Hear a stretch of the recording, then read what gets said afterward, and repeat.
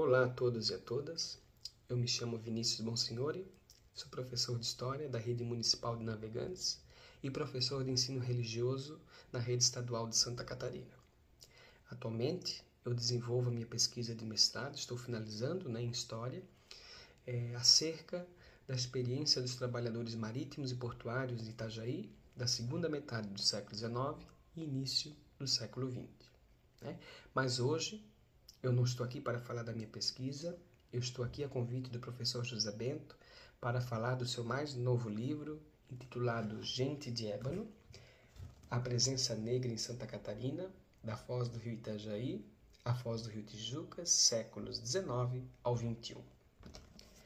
Esse livro que eu tenho em mãos, eu tive o grato prazer de participar do seu lançamento, de receber uma dedicatória do autor.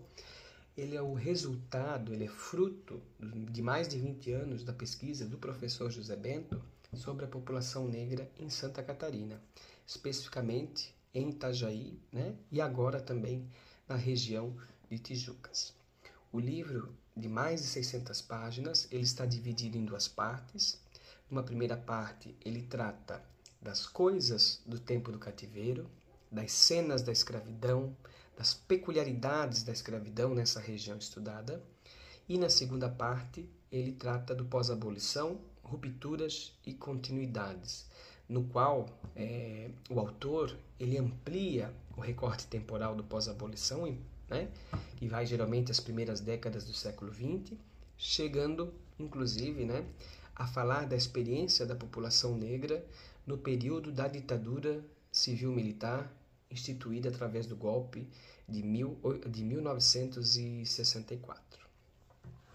Então, nessa primeira parte, o autor ele investiga a partir de processos crimes, inventários, a precariedade da liberdade de ex-escravizados, como da família da africana Mariana, o caso de violência, de brutalidade cometido contra o escravizado Lázaro, morto por seu senhor em Tijucas, que vai inclusive indignar a imprensa conservadora de Desterro,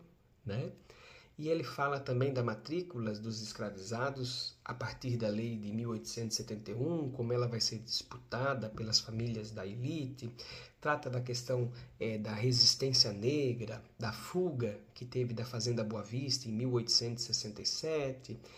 da denúncia por maus tratos que teve de 2 escravizados na região de Camboriú, enfim, são vários aspectos, várias facetas da escravidão aqui nessa região de Santa Catarina. No segundo momento, no meu ver, no meu entendimento, eu achei mais interessante, e vou explicar o porquê, porque o autor ele consegue, de maneira muito exitosa, recuperar a história dessa população a partir das suas memórias,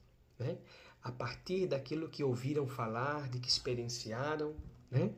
sobre aquilo que seus avós contaram, os seus bisavós, os seus pais, enfim, a partir, sobretudo, da tradição oral. Então, o José Bento, nessa segunda parte, ele analisa as relações entre os ex-senhores e os ex-escravizados após a abolição formal da escravidão, em 1888, e mostra que muitos dos ex-cativos, eles continuaram trabalhando para as antigas famílias, como no caso de Honorata, por exemplo, que era uma ex-escravizada da família Conder, que vai permanecer no pós-abolição, trabalhando ainda para seus antigos senhores. O autor ele reconstitui famílias e mapeia os territórios negros da região através de registros de obituários e outras fontes,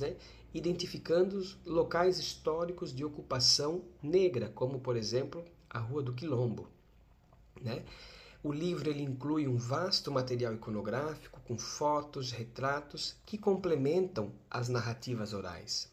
reconstituindo aspectos do mundo do trabalho, das práticas cotidianas, dos clubes negros da região, entre outras coisas. José Bento também, mais para o final dessa segunda parte, discute a relação entre os negros de Itajaí e a ditadura civil-militar, principalmente da família Adil de Lima, de José Adil de Lima, um homem negro de classe média que estava ligado a movimentos de esquerda, mas que vai ter a sua vida mudada a partir do golpe de 1964. Né? São histórias interessantes, emocionantes, são histórias que em alguns momentos nos causam indignação por conta da brutalidade que tanto a escravidão, tanto no período da monarquia quanto na república, vai se ter em relação à população negra, mas ao mesmo tempo são histórias de resistência, são histórias de resiliência, de enfrentamento às condições mais difíceis que se tinha, né? Por isso, na minha opinião, Gente de Ébano é um manual para a história da região de Itajaí e Tijucas, deve ser usado pelos historiadores ligados às universidades, mas também pelos professores da educação básica, porque ele dá visibilidade à história negra, investigando as peculiaridades desse grupo em diferentes contextos históricos. Por isso, a leitura do livro, eu considero a leitura dele indispensável devido à sua relevância e ao contexto social e político em que foi publicado e também escrito, né? Vários dos ensaios aqui são escritos pelo autor durante o período da pandemia, durante o período do governo Bolsonaro, em que nós tivemos, né, o negacionismo prevalecendo, infelizmente, que nós tivemos ataques às instituições do Estado Democrático de Direito e ataques também à ciência e à universidade.